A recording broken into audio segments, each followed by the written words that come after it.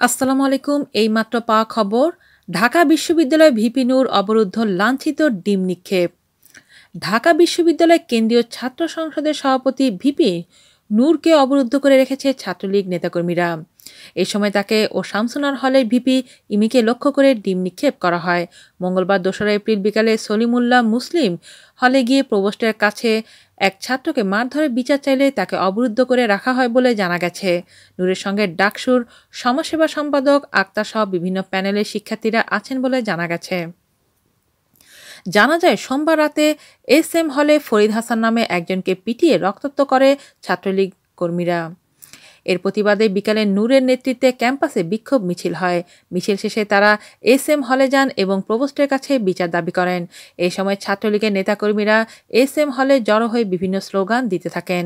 এক পর্যায়ে ছাত্রলীগের নেতাকর্মীরা নূরদের লক্ষ্য করে ডিম নিক্ষেপ করতে থাকে। এই সময় হলে নূরদেরকে অবরুদ্ধ করে রাখে ছাত্রলীগের নেতাকর্মীরা। আজ এ পর্যন্তই। ভালো থাকবেন সবাই। আল্লাহ হাফেজ।